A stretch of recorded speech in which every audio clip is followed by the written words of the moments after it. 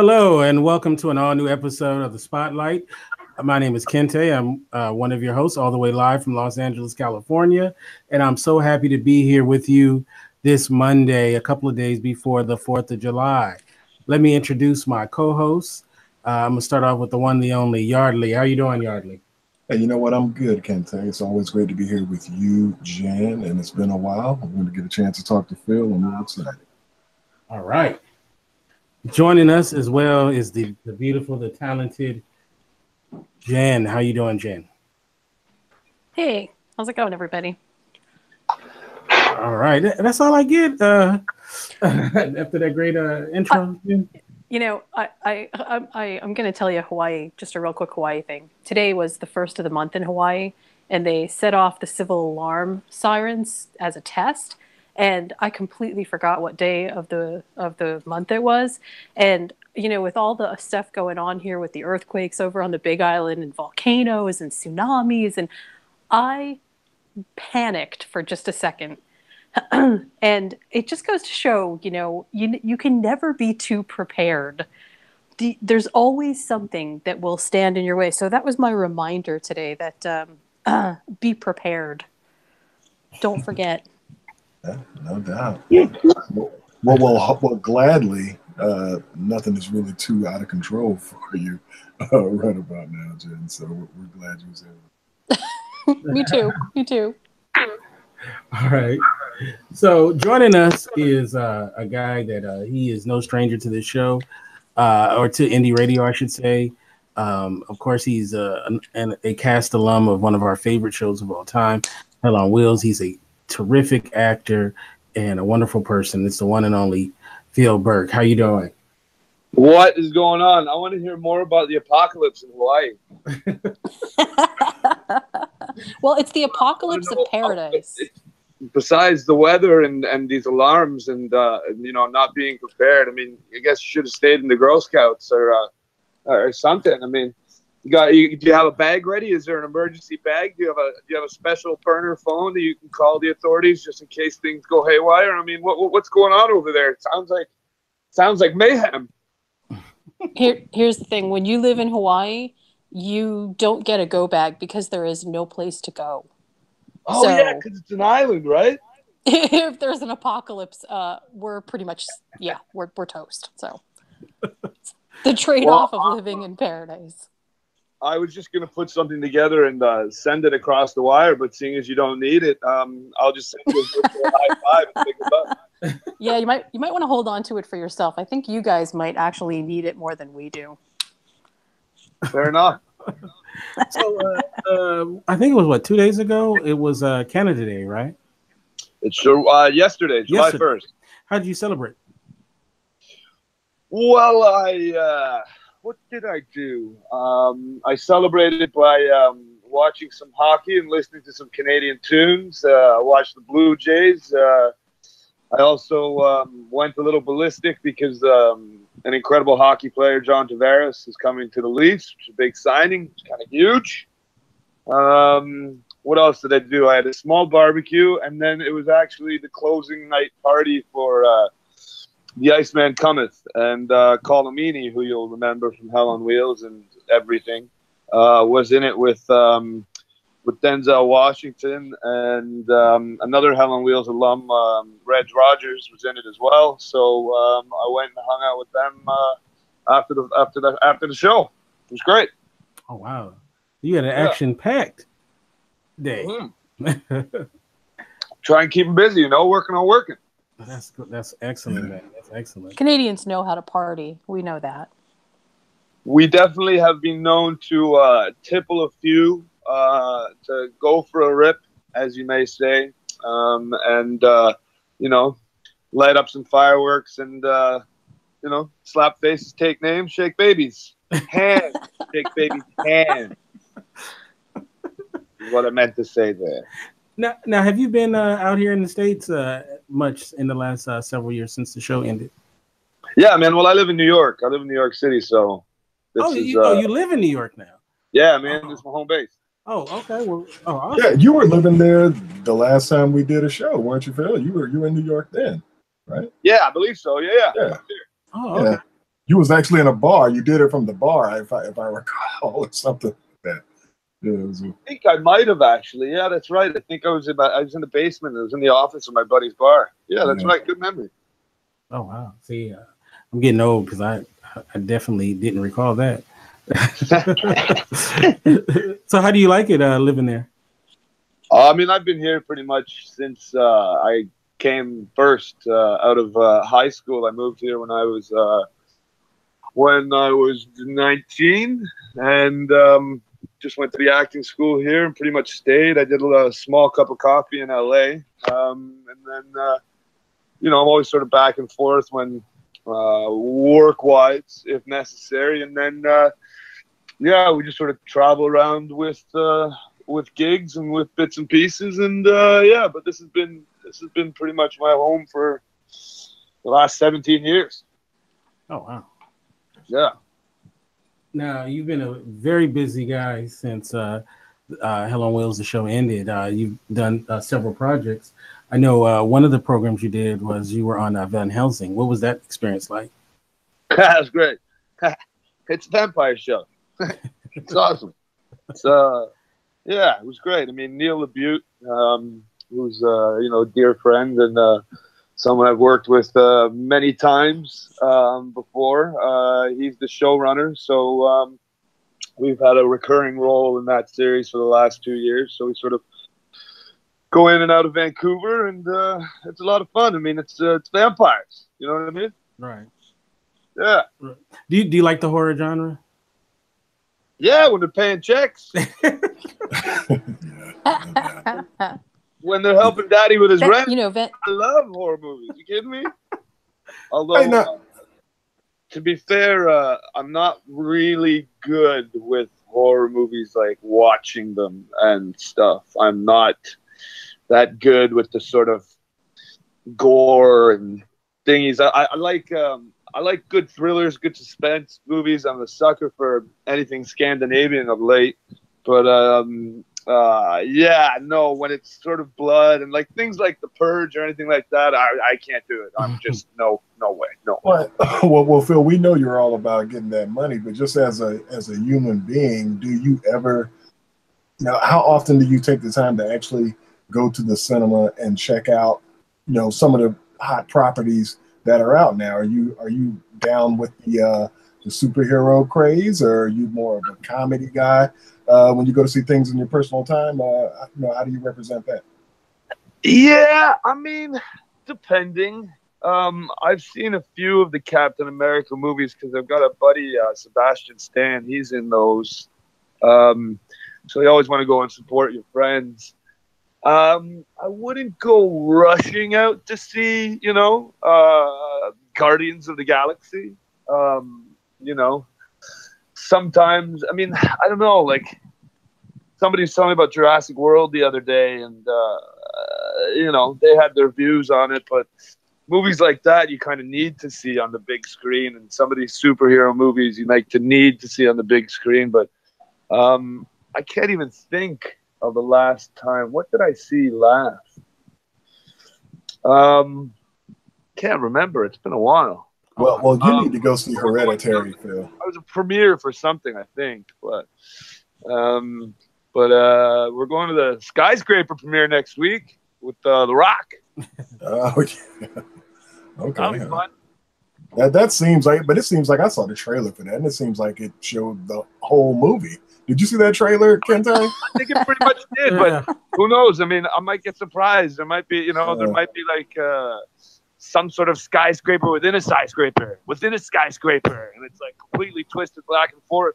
It goes completely left when we think it's going right. I mean, who knows? It's The Rock. Who knows? Well, it's kind of funny because they were kind of billing that as some type of like original type script, and I was like, that ain't nothing but damn Die Hard without the same villain. It seems kind of it could be Die Hard. It could be a Towering Inferno. It could be, it could be, we can slot a lot of different things and probably get the same outcome. But no doubt, Little Birdman. And she invited me, and I'm excited to go and support her and see what's going on. Maybe you get in the elevator and it takes you to different alternate realities. I'm gonna go with that. I like that. I like where you're going. More like Inceptionally skyscraper. You know? See, that's got a good ring to it too. This is what I do, babe. I'm just saying. This is what we got going on. Now, is that premiere going to be in New York or Los Angeles? New York. Yeah, New York. Oh, okay. Cool. Yeah, but yeah, I don't know. Lately, like I said, I've been tucking into Scandinavian murder mysteries and English murder mysteries. I'm a sucker for anything that's got anything with costumes. I like costume dramas. I was just recently watching Foster Florence Jenkins for like the 6th time because I think it's great, and I have a big crush on Hugh Grant. He's just terrific, isn't he? Yeah, he's a very, very talented actor. Yeah, man. Yeah. So okay, so was Van Helsing like your first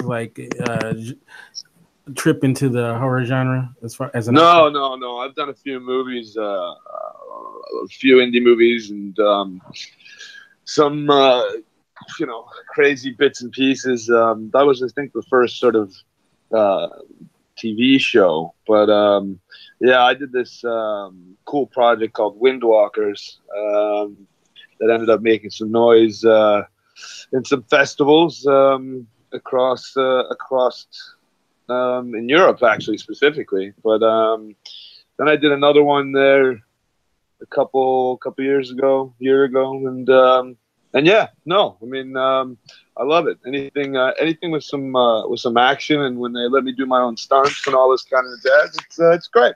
You know, I don't mind spilling blood. I just don't like watching it. I have to say, Van Helsing has some of the best and funnest dialogue. Really? Yeah, I really like it. I love that series. Oh, that's great. Well, I'll be hanging out with the big guy this week, so I'll pass it along. That's very kind of you to say. Well, that's what's up, Phil. And Phil, let me ask you something. I got to ask you this before I forget it, because sometimes, when I'm scrolling through social media, and I saw you had a post on your Instagram. I think you received the Artistic Leadership Award, and Colomini was there. Can you tell us a little bit about that? Yeah, that was very that was a lovely night. That was kind of a surprise. I was approached by Origin Theater Company and George Heslin, the artistic director, and he was, hey, do you want to accept this award? And I was like, what for me? And yeah, it was a lovely gala, it was a lovely evening, and then Colin was initially there as my date, along with my parents and some of my buddies and friends, and they all came, to support. And then they sort of pulled a fast one and gave the mic to Colin, and he actually presented it, and then was very kind and said some words, and they made a video for friends and family from across the globe, and yeah, it was an interesting night. It was very humbling and very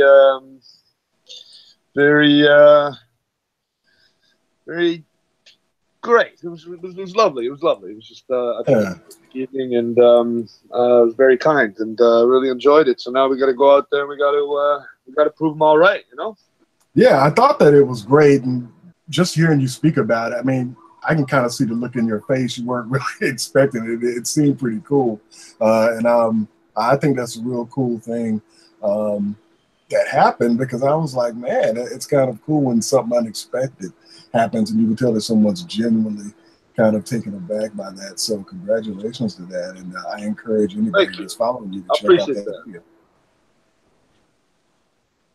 So we're talking a lot about your post of Hell on Wheels acting experiences. I know that you have quite a bit of projects that are in pre-production and some in post-production. I know that sometimes you can't really talk about it, but I see that you have a movie that's in post-production called Ask for Jane. Oh yeah. Yeah, can you talk about that at all? Yeah, that was a great script that I got with that Josh Boland, who I've worked with before. He's a producer. It sort of came across and was like, "Hey, you want to do this?" And I said, "Sure." And it's an interesting piece and somewhat poignant right now because it's about women and getting the right for abortion, when women's rights, and it's especially with all the Me Too movements and with the women's marches and now, heaven forbid, with the Supreme Court going and perhaps turning over Roe v. Wade, I think this movie, when it does finally come out, I think it'll be something that people will want to see and something that people will reflect upon, especially these days, So, how important? Yeah, really timely. For you to do. Yeah. How important is it for you to do projects where it has a message to it?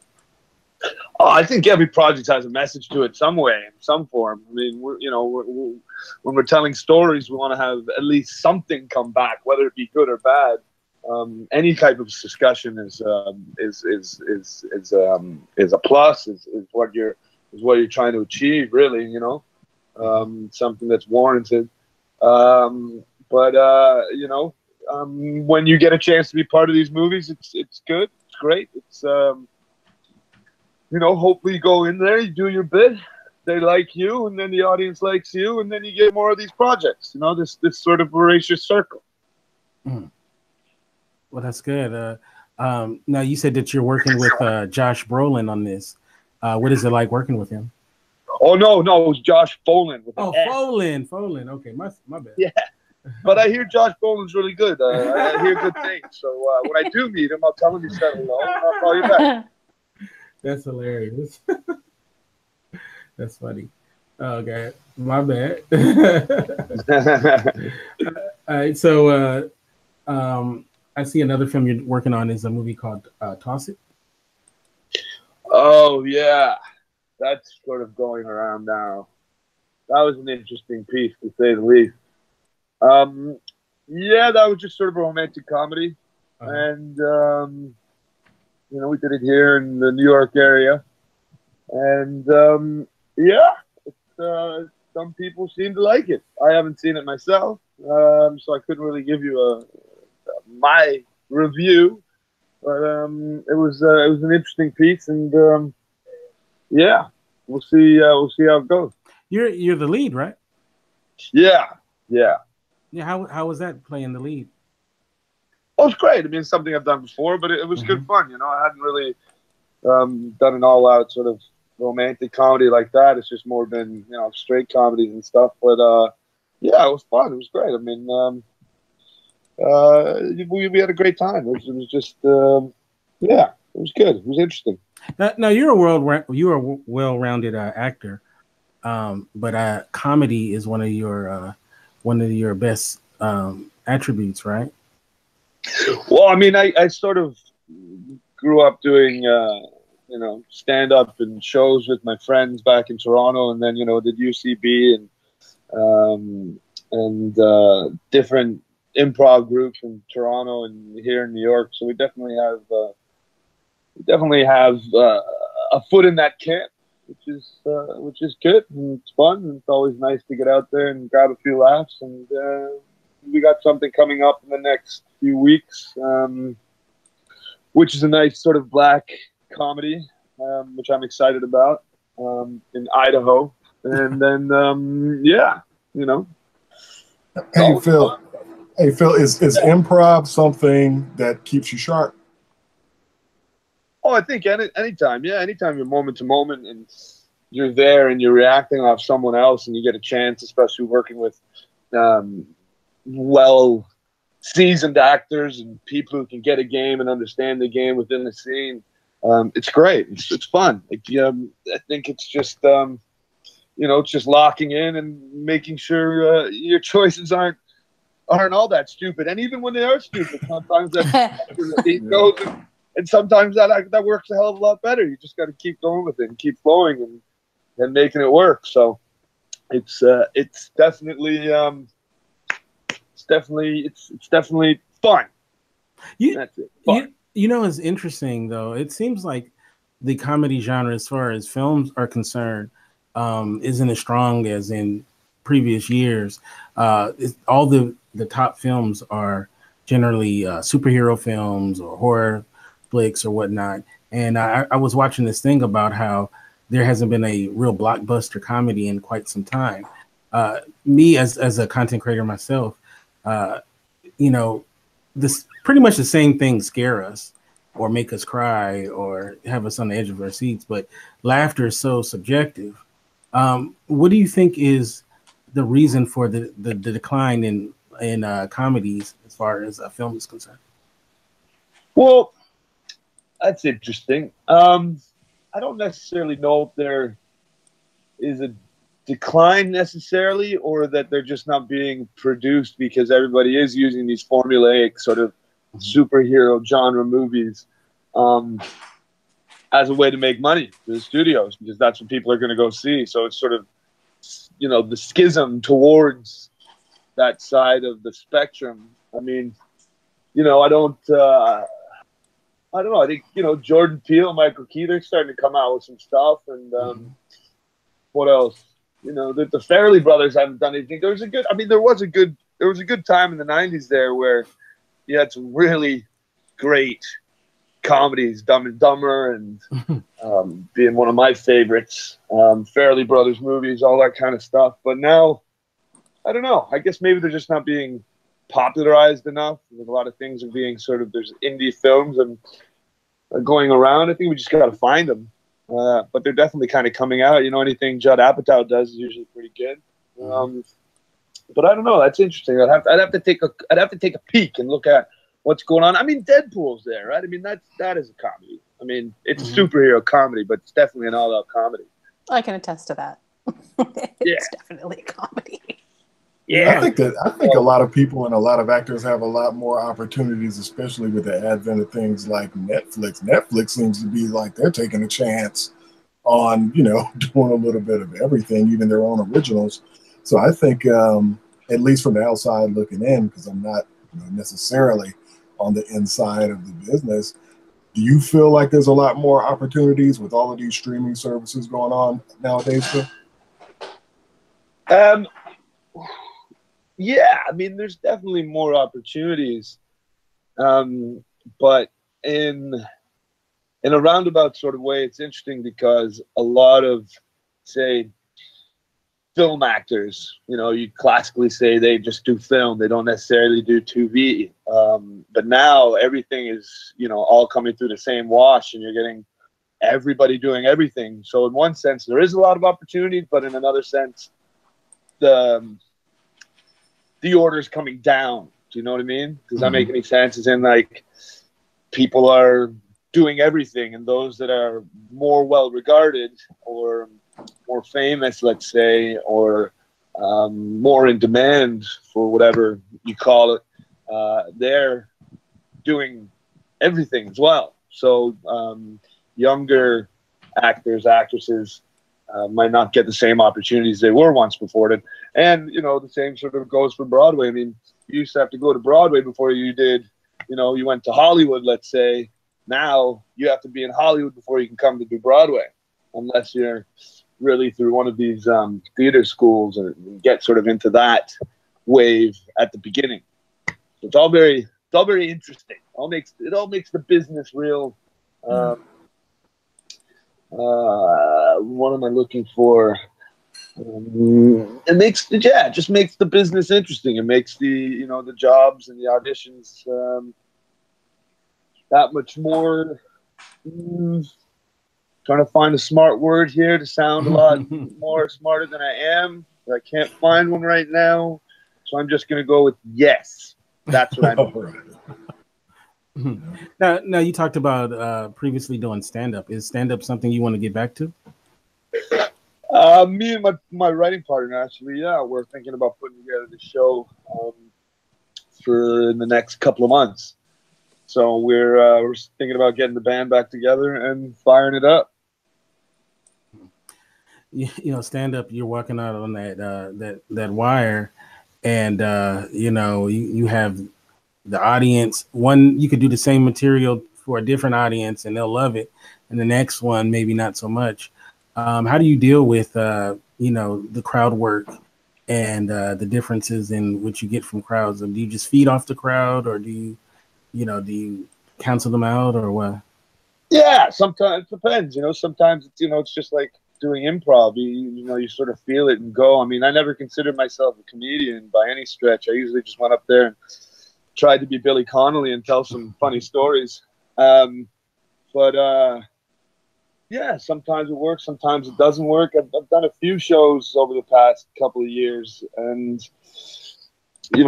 sometimes that energy just hits and it's right. And the last few sort of stand-up or speaking gigs that end up being comedic, no matter what, they went well and they were well received. So in that case, it was a bonus. But yeah, there's no better feeling when you get up there and you really bomb and you really stink going at it.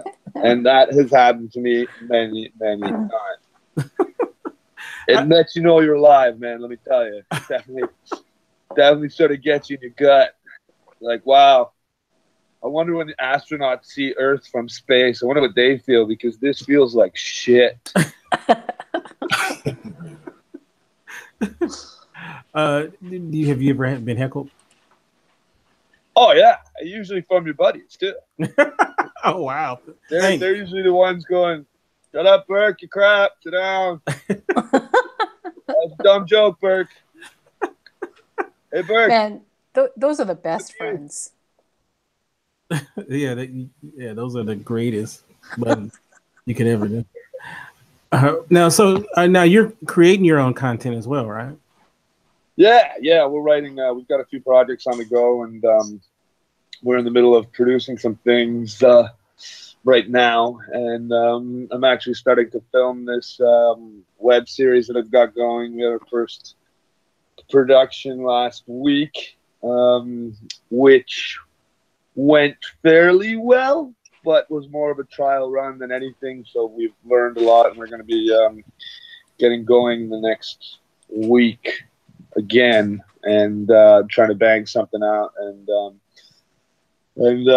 get it going. Yeah, we live in such a great time where that is possible. When I was coming up, that wasn't possible. So, and there's so many avenues that you can get your work to be seen by people as well. And the technology to produce it isn't very expensive at all. I think Soderbergh did his last movie on like an iPhone 7 or something like that. That's what he did. Yeah. So it's like I'm looking at my iPhone 10, like, you know what? I need to crank out some movies with this thing.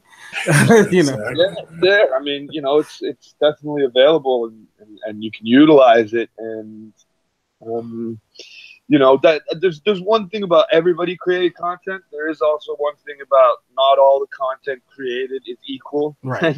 Right. And some of it, which is good and bad. You can always learn from those projects that aren't of a certain quality, let's say. But whenever people are out there telling stories and moving ideas around, it's always a good thing. So I think that this technology and the access to this technology, I think, is something that is positive. It's positive. Definitely. And you never know who the next great whatever is going to come out of it, Right. Yeah. Especially when everybody thinks they are the next great whatever. Yeah, everybody does. Everybody has a script too. It's funny. Oh yeah. So, or they have an idea for a script they want you to write.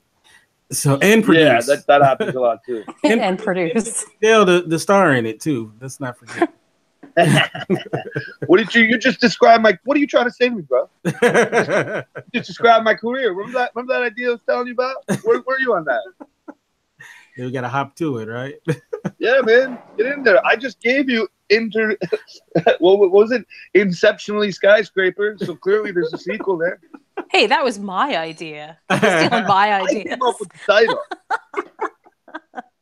All right, we need to work on our collaboration skills here. Together, I want to start on the right foot. All right. Yeah, Don't be squeezing me out of the production already when we just began. maybe I can get Damon Dash to loan us $2 million to get started. So we can get everything. I thought we were going to start with the iPhone. Oh yeah. I mean, I still need the $2 million though for craft services and. How big is this phone going to be? I need the rig for the craft services. You know, I gotta make it happen. I gotta make it happen. You know, it's funny too. I've interviewed quite a bit of Canadian actors over the years, right. and I noticed that you know, it's a nice community, and it seems like it's a recurring theme that me and Yardley have come across of when the phone's not ringing, to come together and make, you know, your own projects, and, you know, not to worry about the phone ringing because it's going to ring when it rings, right? So yeah, I noticed that seems to be a recurring theme. Is that your mindset as well? Sure. I mean, we always want to be creative. You know, I try and do, you know, at least one, you know, at least, you know, every day, being creative and doing things, whether it's writing, you know, shooting, reading, learning. You know, it's a constant process and something that I'm not stopping anytime soon. You know. Mm. Oh yeah. Now you've done a lot of stage work. Is that something that you want to get back to doing more often? Absolutely, yes. Anytime, like when I went to go see the Iceman those few times, I went again there past Wednesday. Anytime I get incredibly jealous by those people up there on that stage because I really want to be there and watching. I mean, you know, stage work is the actor's medium. Mm-hmm. That's where, you know, it's you up there from start to finish, and it's terrific. And there's no better feeling than having a live audience there along for the ride with you, rather. And yeah, I love it. I did a series, a Sam Shepard series a few months ago. Oh, wow. With Matthew Broderick and what's his face from John Slattery, yeah, and Neil LaBute, and it was great. And that was the first bit I'd done in a few months, so it was good to get back out there. And I'm definitely still waiting for my Broadway debut because I'm ready. Ready, huh? That's what's up. You know, I just heard something. Maybe you can tell us whether this is true or not. I just heard kind of a critical. I guess it wasn't critical as much as it was just sort of an overall observation that Broadway has become so much more like Vegas than retained its kind of early roots. And the reason that they said that is because every other show that's produced now is basically done from some other material. It's done from, you know, something else that has basically already been done instead of what used to make Broadway great, which were all of the originals. And I was wondering, you know, I mean, I watch what happens on Broadway quite a bit, but I'm wondering, is there something else that I'm not seeing about why they would say that? Do you feel like Broadway's become more Vegas-y? I wouldn't necessarily say Vegas. I mean, there are a lot of lights in Times Square, but that's definitely they're definitely doing sort of movie musicals more often in the last sort of 10, 15 years, at least since I've been here in New York. And, you know, there's an audience for that in one way. I mean, you know, a producer might make the argument that when tourists are coming to New York and they want to see a show, if they know they're going to go see School of Rock, the musical, it's because they probably saw the movie. Right. And they're like, oh, I like that movie. Let's go see the musical, rather than taking a chance on a lesser-known play or a lesser-known musical, for that matter. But there's definitely, there's just more of those types of projects being turned. But then you get, you know, people still doing Eugene O'Neill, you know, Iceman Cometh. I think Hello Dolly is back. I mean, that's a classic. So I think there's this great show coming in the fall called The Ferryman that was really good in London. So I mean, there are those bits and pieces. I'd love to see them doing more original work. I'd love to see more writers and playwrights and directors getting the opportunity to do these lesser known and original pieces and getting them out there. But it's just tough because Broadway's so expensive. You know, if you're a producer and you've got 1,500 seats to fill at $100 a seat, which is larceny, high larceny. But they want to make their money back, right? Which is one other reason why you're getting all these recognized Hollywood names doing more Broadway and coming through that way, because it's just another easier way for the producers to put the bums in the seats, Right. Yeah. Right. But I think it's cyclical too. At least I hope it is. And anytime you get a chance to see a good piece of original work, it just bodes well for the community and bodes well for everybody attached to it.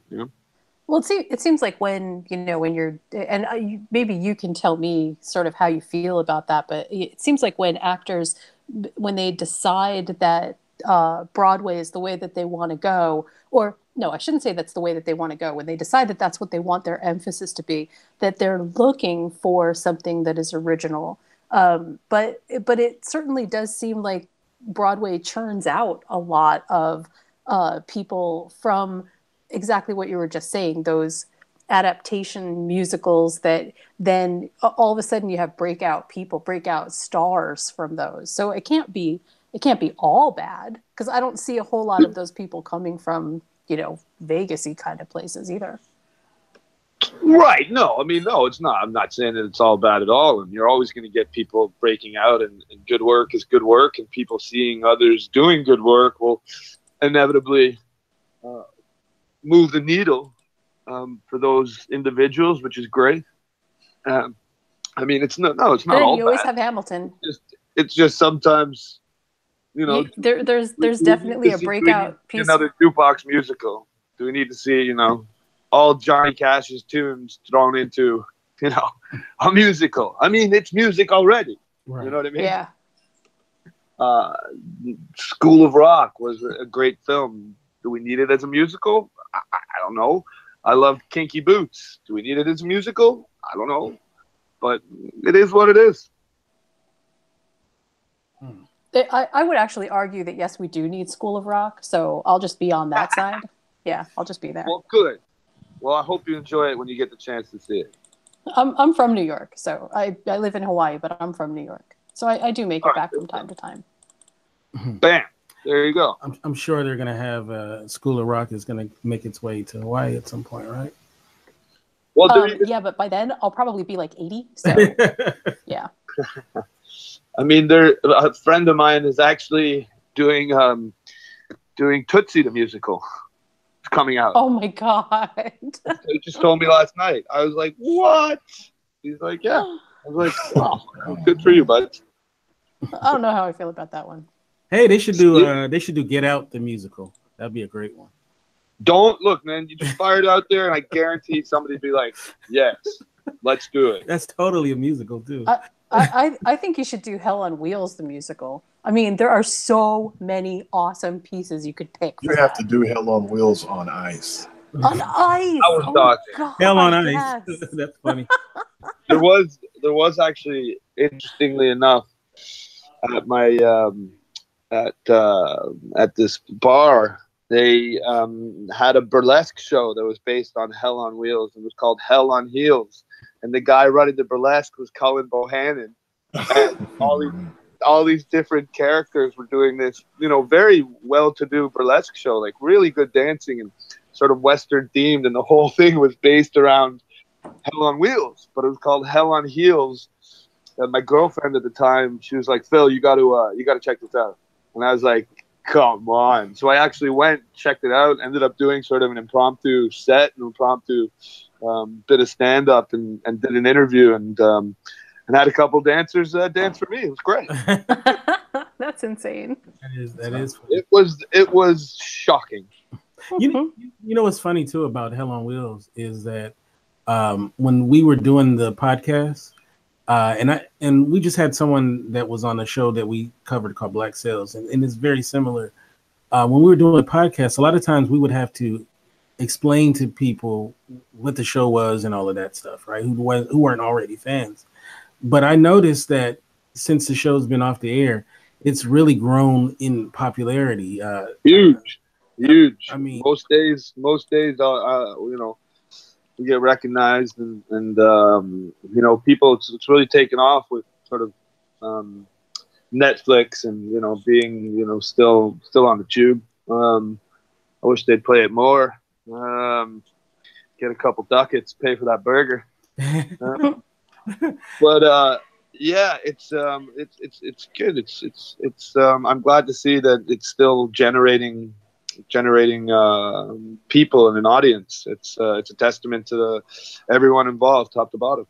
I was at a party like last year, and someone mentioned to another person that I used to do a podcast about the show, and the person had just like binge watched the whole run, and I could not escape that person. The person just wanted to talk because it was so fresh to them. Yeah. So they just wanted to talk about the show, and I'm just like, yeah. That was when Elam died. That's you know, like, you know, like, go to iTunes and download. Like, I've already spoken about this for hours. Right, right. I said, hey, wait, did you mention that you did a Black Sales podcast? Yeah. Oh, dude, I finally just finished the final season. That's good, huh? I love that. I love that stuff. I love those sort of pirate shows and all that kind of thing. I don't know what I thought about the ending. I thought it was all right, but I mean, you knew sort of it was going to happen because it's the precursor to Treasure Island, so that was gonna be there anyhow. But I kind of like the way that old Long John Silver came to be, you know. And it was really the success of our Hell on Wheels show that led us to do the Black Sales show, and then have people from that show as well. So once again, thank you for all the support you gave us while we were doing that show. I mean, oh, not at all, man. You guys are terrific. I'm honored and humbled to be a part of it. Thank you. Yeah, it was a really great experience. And now, you know, when we see you guys on other things, stuff like that, we definitely would like to support. And, you know, our groups are still really popular, and we pass the word along. Like if you're in something, or if Anson or anybody else or something like that. So, you know, it's really cool. It's a great community came out of that, and that's still alive today. That's terrific news. I feel the love. Thank you very much. Sending love to all those who are in the community for Hell on Wheels and other bits. Cool. Yeah, you definitely a fan favorite. Let me tell you how much they liked you. Yes, dude. They liked you so much that even when you killed your brother on the show, they still liked you. So look, man, that guy was going the wrong way for a right slap. You know what I mean? Like there was just that the guy. You know, sometimes you just gotta squelch the flame. Take him out. They liked you so much. Not only did you kill your brother, you became a pimp. And the female audience didn't turn on you, even if you became a pimp on the show. But I think that's just because of my dashing good looks and charming personality. You know, I think it has nothing to do with what my vocation or job description was. You sexually assaulted Eva, and they didn't turn on you. It's all just handsome Mickey. You know what I mean? I mean, literally, you could get away with murder, pretty much. And I think I did a few times. Right, pretty much. Yeah.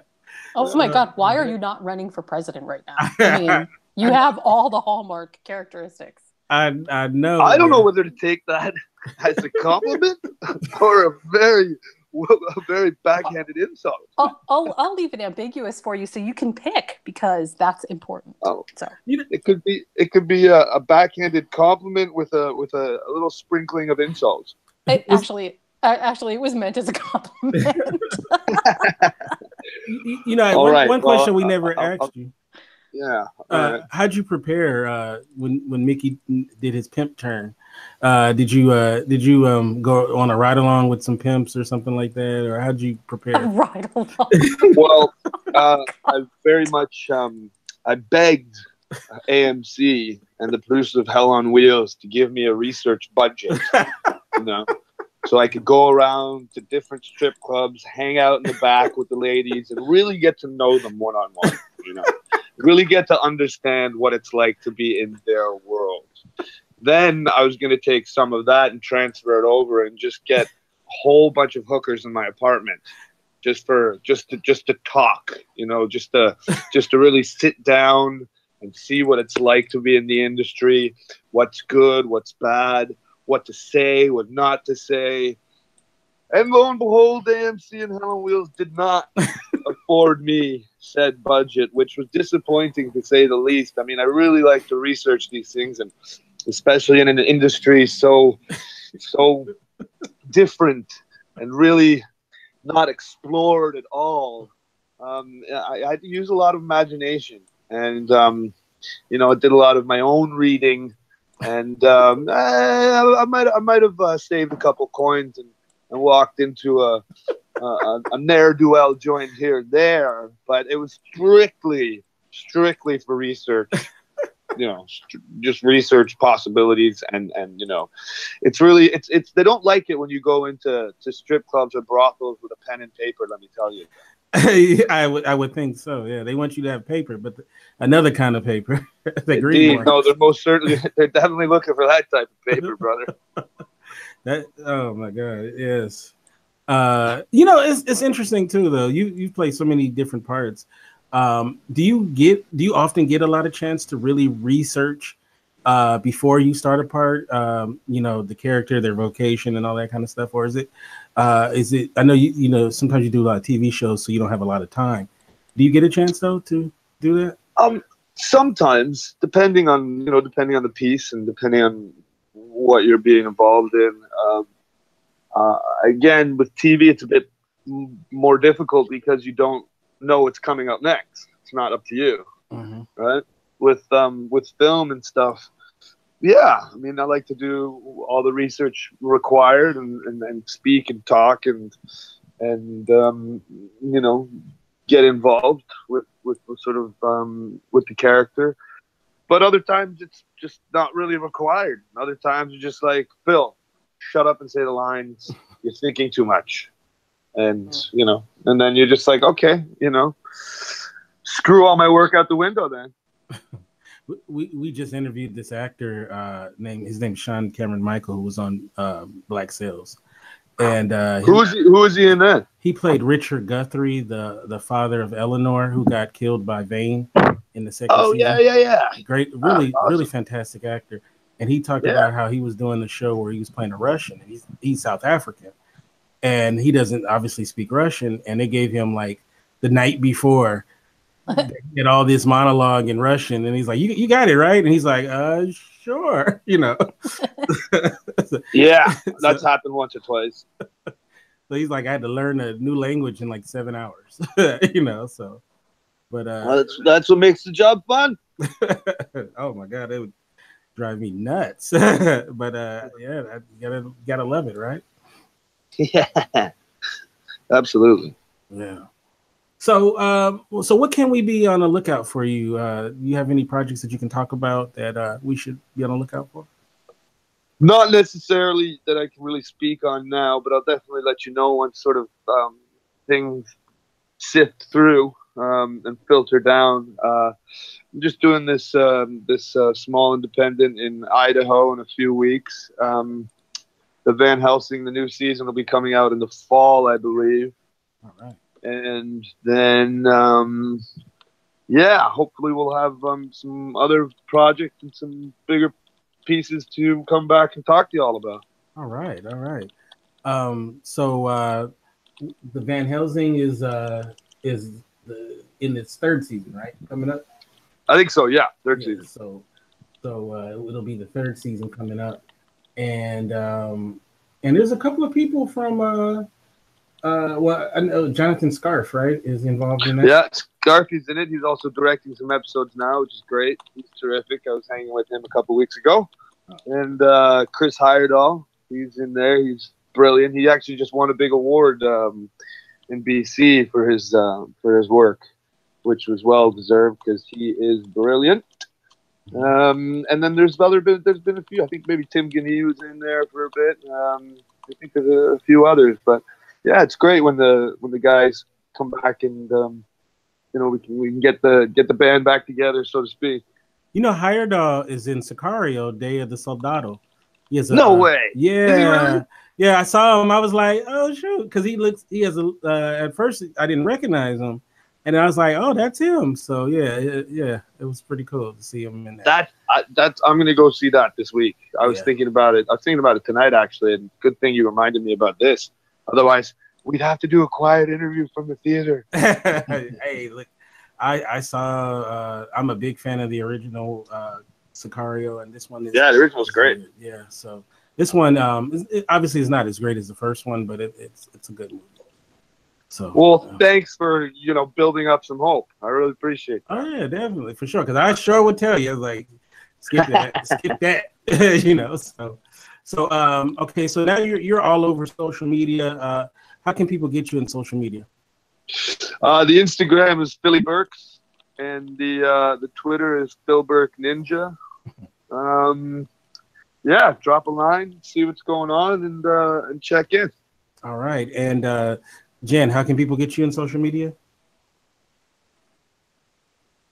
Oh, I'm sorry, me. Sorry, you cut out for just a second. For a minute there, I thought the apocalypse happened. I'm sorry. No, nothing that exciting.